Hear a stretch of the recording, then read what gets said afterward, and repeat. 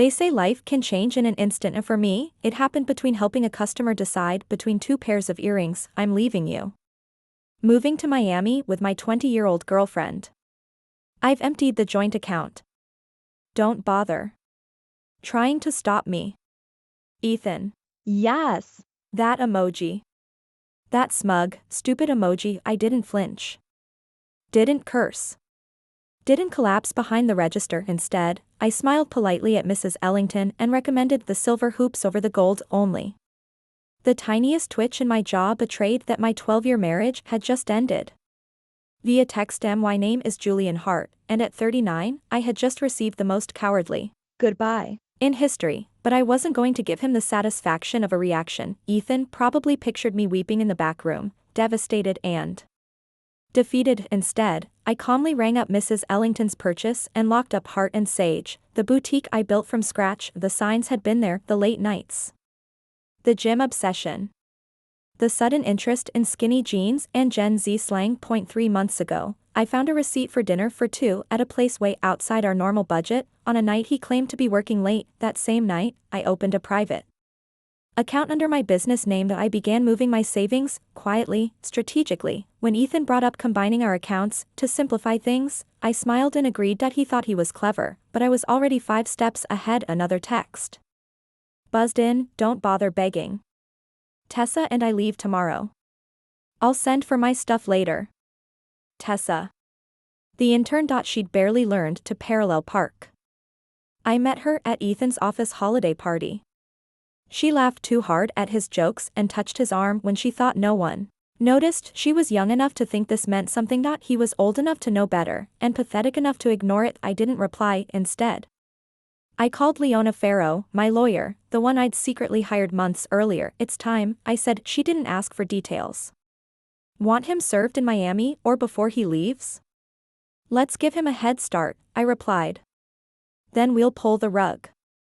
That night, I sat in my grandmother's house, my house, the one I'd inherited before I even met Ethan. He had asked, more than once, to be added to the deed. I declined politely. Instinct is a beautiful thing when you learn to trust it. While sipping a glass of wine I'd been saving for a special occasion, I pulled out our wedding album. He used to look like someone you'd build a life with, and now, he looked like someone playing a role. Too tight shirts, synthetic tan, desperate lingo. Another buzz. You're not getting any younger.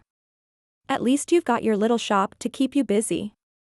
I laughed. My little shop brought in triple his salary last year. Every dime, every stitch of it, I built on my own, and soon, I'd be the only one benefiting from it. Then came the kicker. By the way, I used the joint card to book our flights and hotel.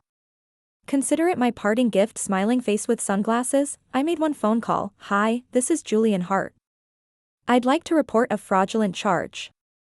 The customer rep, a woman named Deirdre, asked me to explain. My husband used our joint card to pay for a romantic getaway with his girlfriend.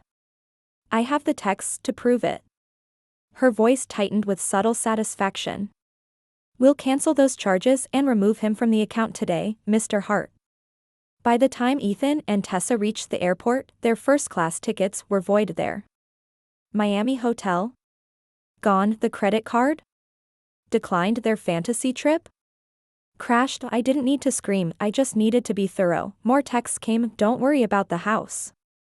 I'll let you stay there until you find something smaller. I howled, laughing. Did he really think he had any claim? The ego was incredible. Then this, I know the shop means a lot to you. We can work out a fair payment for your half of my business, the boutique I created while he mocked it as a cute side gig. The one I ran during sleepless nights and long weekends while he watched football and drank beer. Let him think he's entitled. The legal documents in Leona's hands said otherwise. I poured another glass of wine. This time, to celebrate, the papers were delivered the next day, not to a beachfront villa. To his mother's house, his backup plan. Now that the vacation imploded and the hotel was cancelled, Tessa had gone radio silent. Word was, she wasn't thrilled about bunking with his mom. Ethan tried to call. I let it ring, then came the barrage. This is low. You're better than this. You'll regret this. I was trying to be civil. I responded only once. All communication goes through my lawyer. That was it. That's all he'd get from me, no yelling, no pleading, just legal efficiency. Point 6. Months have passed. Ethan's back in Charleston, living with his sister, working a job he hates. Tessa? Long gone. Her social media wiped clean of his existence. Heart and Sage is thriving. I've opened a second location in Savannah. My staff has doubled. My confidence tripled. For the first time in years, I took a week off and hiked the Blue Ridge Mountains. No phone. No drama.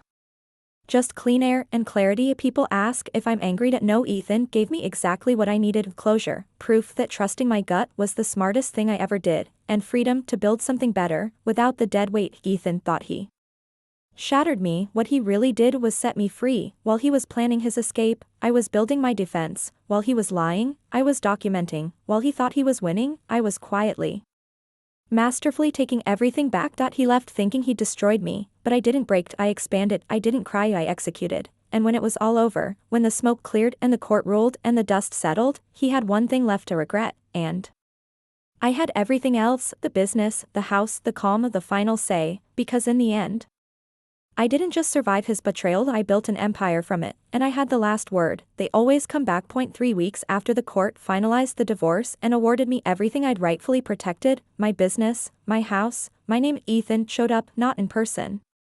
He wouldn't dare, but a letter arrived. Handwritten. As if he thought switching mediums might stir nostalgia. Jules, I know I messed up. I've been doing a lot of thinking, and I'd really like a chance to talk, man to man. I miss you. I miss us. Man to man? Now he wanted to reclaim dignity. I read it once. Calmly. Then tucked it into a folder marked unsent apologies, a file I'd started in jest, for exactly this kind of thing. I didn't respond. I didn't need to. Some people write to cleanse their guilt. Others write to reopen wounds, but I was already healed. A month later, a reporter from a local business magazine asked if I'd be open to an interview for their Rising Entrepreneurs feature. Apparently, Heart and Sage had made enough waves to catch attention. I said yes. Not out of vanity, but because I wanted to put something on record, my version. The interview was held in the boutique. Soft jazz in the background. Candles lit. Warm light on the fresh spring collection. How did you get started? She asked. I smiled. By being underestimated. She laughed. That's honest. I've found honesty is a great branding tool. I said that we talked for an hour. She asked about the business, my journey, and only lightly touched on the highly publicized divorce. I didn't give her any dirt, but I did say this: there's a difference between building something real and pretending to. I chose real. That's why I'm still standing. The article went live a week later, titled, Built to Last, the boutique that outlived the betrayal. Tessa messaged me not through a burner number or fake profile. She found my professional page and wrote a short, awkward paragraph. Hi Mr. Hart. Julian, I just wanted to say I'm sorry. I didn't know the whole story. Ethan said a lot of things that turned out to be lies. I left him after 3 weeks. I hope you're doing well. I didn't blame her. Not entirely. She was young, inexperienced, blinded by the idea of being someone's escape. What she didn't realize was that Ethan wasn't escaping from something oppressive. He was fleeing accountability. I didn't reply. But I didn't delete the message either. Some things deserve to be read and left to rest. The Savannah location of Heart and Sage opened with a line out the door. It felt surreal. The grand opening fell exactly 1 year after Ethan's first betrayal text. People kept saying, you should be proud. I was, but not just for the store, for the way I rebuilt. Quietly. Intentionally. Without becoming bitter. I'd met people who let betrayal define them. Who grew sharp, suspicious, cold. I refused. Instead, I turned heartbreak into infrastructure. Every setback became a layer in my foundation. Every lesson, a new tool in my kit. The boutique wasn't just a shop anymore. It was a symbol. A declaration: you can betray me, you can underestimate me, but you'll never dismantle me. 6 months later, I saw Ethan again, by accident. A mutual friend invited me to a charity auction downtown. It was posh, dressed to the nines, and I figured, why not? I wore my best suit. The navy one with subtle pinstripes and my grandfather's cufflinks. Halfway through the night, while bidding on a weekend in Asheville, I saw him. Ethan is standing near the open bar. Alone, the tight shirt was gone. Now replaced with something looser, a size too big. He looked smaller somehow, but he noticed me. Flinched, I nodded politely.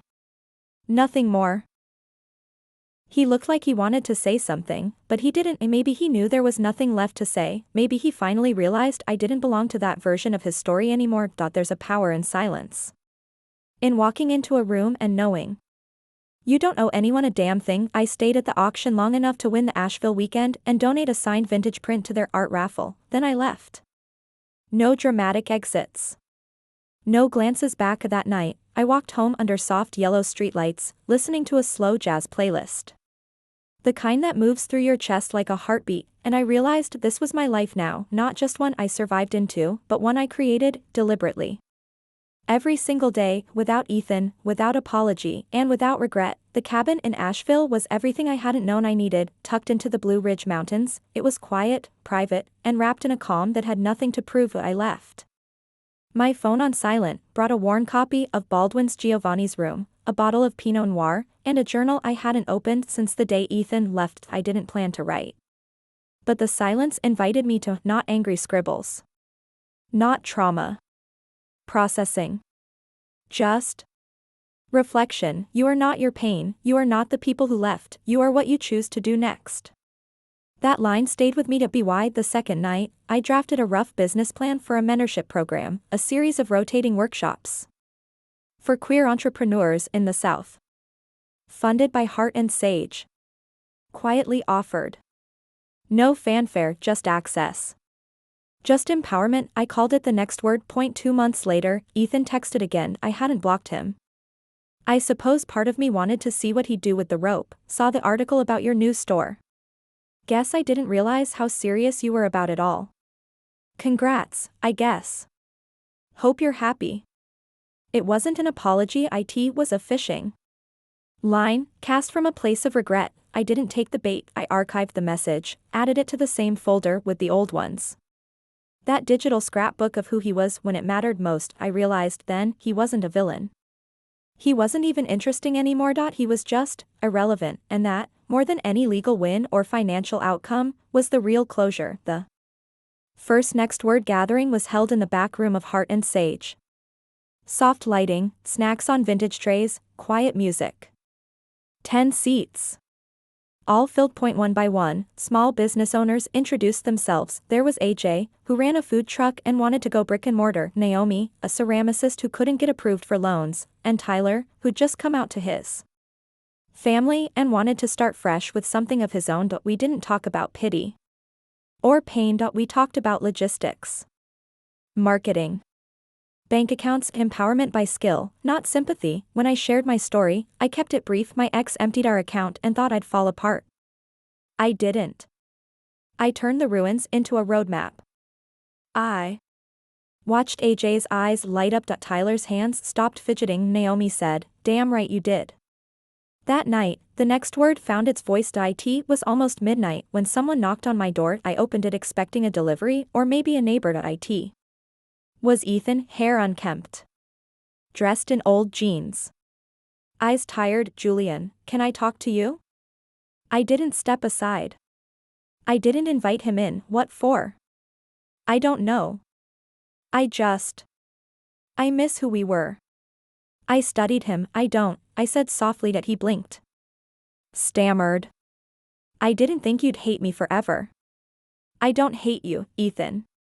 I forgave you the moment I realized you were small." That landed. He nodded once. Tears formed, but I didn't offer comfort. "You should go," I said. He did, and I closed the door. It didn't slam. It didn't echo. It just clicked shut. Peacefully. It wasn't supposed to be anything, just a late-night inventory run to the warehouse. Rain drizzling. I was in an old hoodie, loading boxes into the back of my SUV when someone tapped on the metal door. "Sorry," he said, "didn't mean to startle you. I work next door, printing company. You left your tail lights on." That's how I met Marco, that he offered to help lift boxes. Told me about his love of screen printing and vintage design. We ended up talking for over an hour, soaked under the loading docks overhang. He asked for my number. I gave it and no games. No chasing. It was the first time I wasn't scared of something real, and that felt like growth. Marco and I didn't fall fast. We built slowly. He came to a next word session, not as a mentor, but as a curious guest. He asked me real questions. Listened with his whole face, never once made me feel like I had to shrink. One night, over Thai takeout on my living room floor, he asked, "Do you think you'll ever tell your story publicly? The whole thing?" I shook my head. The people who need it already know it. The rest, I don't know. He smiled. That's the most power I've ever heard in a sentence.